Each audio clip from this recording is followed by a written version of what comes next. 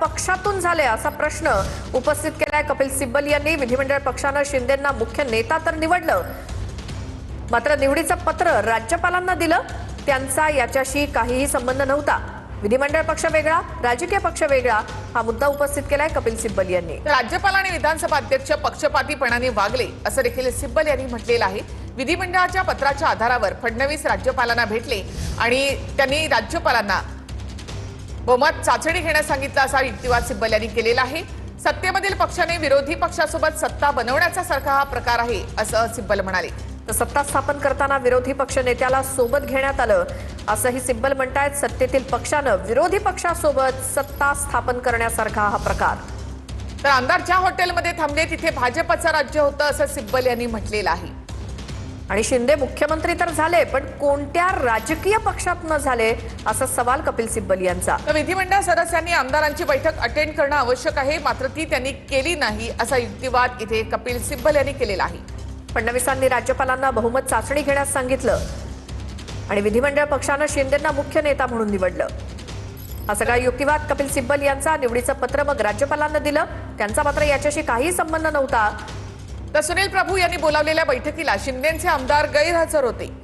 विधिमंडळ सदस्यांनी आमदारांची बैठक ही अटेंड करणं आवश्यक होतं असा युक्तिवाद इथे कपिल सिब्बल यांनी केलेला आहे। तर व्हीप सुनील प्रभू यांनी विचारल्यावर तुम्ही अथॉरिटी नाही असं शिंदेचे आमदार म्हणाले असं कपिल सिब्बल यांनी कोर्टामध्ये युक्तिवाद करताना म्हटलेलं आहे। सुनील प्रभूंनी बोलावलेल्या बैठकीला शिंदेचे आमदार हे गैरहजर होते आणि विचारणा केली तेव्हा तुमचा व्हीप लागू होत नाही असं आमदार म्हणाले। तर सत्तेमधील पक्षाने विरोधी पक्षासोबत सत्ता बनवण्यासारखा हा प्रकार। सत्ता स्थापन करताना विरोधी पक्ष नेत्याला सोबत घेतलं असा युक्तिवाद सिब्बल यांनी केलाय। सुनील प्रभू यांनी जी बैठक बोलावली त्याला शिंदेचे आमदार हे गैरहजर होते, विचारणा ज्यावेळेला केली तेव्हा तुमचा व्हीप लागू होत नाही असं आमदार म्हणाले। तर सत्तेतील पक्षाने विरोधी पक्षासोबत सत्ता स्थापन करण्यासारखा हा प्रकार असल्याचं सिब्बल यांनी म्हटलेलं आहे। तर सुभाष देसाई केसचा पुन्हा एकदा त्यांनी या ठिकाणी दाखला दिलेला आहे। सुभाष देसाई केसमध्ये कोर्टाने जे सांगितलं त्याच्या विरुद्ध अध्यक्षांनी केलं असा युक्तिवाद कपिल सिब्बल यांनी केलाय। सुनील प्रभूंनी बोलावलेल्या बैठकीला शिंदेचे आमदार गैरहजर, सत्तेतल्या पक्षानं विरोधी पक्षासोबत सत्ता स्थापन करण्यासारखा हा प्रकार।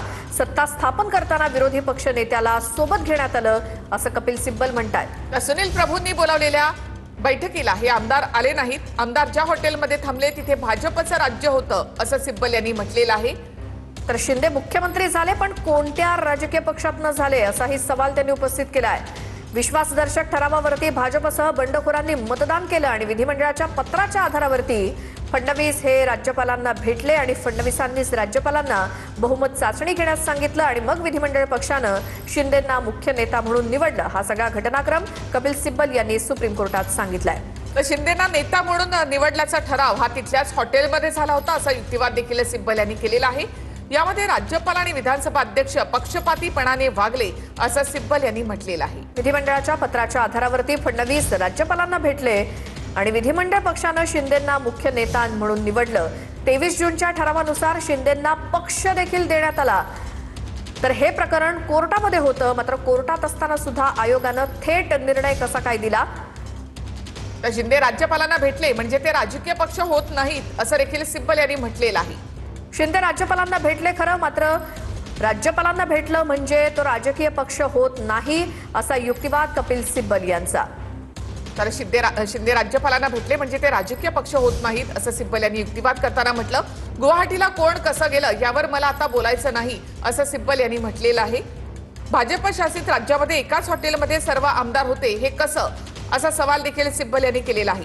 आणि सुरतच्या हॉटेलमध्ये आमदारांनी बैठक घेतली, एकनाथ शिंदेना नेता म्हणून निवडलं असं देखील त्यांनी म्हटलेलं आहे। तसंच ही कागदपत्र देखील सिब्बल यांनी कोर्टासमोर सादर केली आहे। गुवाहाटीला कोण कसं गेलं यावरती मला आता बोलायचं नाही। शिंदे राज्यपालांना भेटले म्हणजे काही ते राजकीय पक्ष होत नाहीत। गुवाहाटीला कोण कसं गेलं यावरती मला आता बोलायचं नाही असं कपिल सिब्बल सुप्रीम कोर्टात म्हणतात। आता कोण गुवाहाटीला कसे गेले या संदर्भात मला आणखी बोलायचं नाही, मी त्यापूर्वीच ते बोललेलो आहे असं देखील या ठिकाणी कपिल सिब्बल यांनी म्हटलेलं आहे। सत्तेमधल्या पक्षाने विरोधी पक्षासोबत सत्ता बनवण्यासारखा हा प्रकार आहे.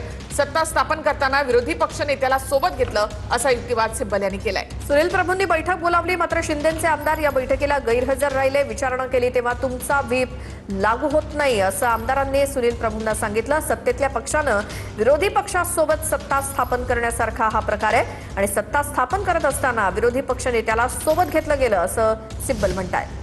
तर आमदार ज्या हॉटेलमध्ये थांबले तिथे भाजपचं राज्य होतं असं सिब्बल यांनी म्हटलं आणि त्याच हॉटेलमध्ये शिंदेंना गटनेता म्हणून निवडण्यात आलं असं सिब्बल यांनी म्हटलंय. तर शिंदे मुख्यमंत्री झाले, मात्र कोणत्या राजकीय पक्षातनं असा सवाल देखील सिब्बल यांनी केलेला आहे. विधिमंडळाच्या पत्राच्या आधारावरती फडणवीस हे राज्यपालांना भेटले आणि त्यांनी राज्यपालांना बहुमत चाचणी घेण्यास देखील सांगितलं. तर आमदार ज्या हॉटेलमध्ये थांबले तिथे भाजपचं राज्य होतं असं सिब्बल यांनी म्हटलं. गुवाहाटीला कोण कसं गेलं यावर मला आता बोलायचं नाही, यापूर्वी मी ते बोललेलो आहे असं कपिल सिब्बल यांनी म्हटलेलं आहे. पण शिंदे राज्यपालांना भेटले म्हणजे ते काय राजकीय पक्ष होत नाहीत. गुवाहाटीला कोण कसं गेलं यावरती मला आत्ता बोलायचं नाही, मी यापूर्वी बोललेलो आहे. शिंदे राज्यपालांना भेटले म्हणजे तो काही राजकीय पक्ष होत नाही असं कपिल सिब्बल यांचं म्हणणं. एकूणच सिब्बल यांनी त्यावेळेचा घटनाक्रम देखील या ठिकाणी सांगितलेला आहे. विधिमंडळ पत्राच्या आधारावर फडणवीस राज्यपालांना भेटले आणि बहुमत चाचणी घेण्यास सांगितलं असा युक्तिवाद सिब्बल यांनी केलेला आहे. आमदार ज्या हॉटेलमध्ये थांबले तिथे भाजपचं राज्य होतं असं सिब्बल यांचं म्हणणं. तर शिंदे मुख्यमंत्री झाले, पण कोणत्या पक्षातून असा सवाल सिब्बल यांनी केला. तर विश्वासदर्शक ठरावावरती भाजपसह बंडखोरांनी मतदान केलं असं सिब्बल यांचं मत.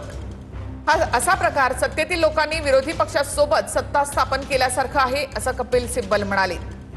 तर सत्ता स्थापन करताना विरोधी पक्ष नेत्याला सोबत घेतलं गेलं असा युक्तिवाद सिब्बल यांचा. तर सुनील प्रभूंनी बोलावलेल्या बैठकीला शिंदेचे आमदार गैरहजर राहिले असं सिब्बल यांनी म्हटलं. आणि ज्यावेळेला विचारणा केली गेली तेव्हा तुमचा व्हीप लागू होत नाही असं आमदार म्हणाले असं सिब्बल यांचं म्हणणं. तर शिंदे राज्यपालांना भेटले म्हणजे ते राजकीय पक्ष होत नाहीत असं सिब्बल यांनी म्हटलेलं आहे. गुवाहाटीला कोण कसं गेलं यावरती मला आत्ता बोलायचं नाही असंही कपिल सिब्बल म्हणाले.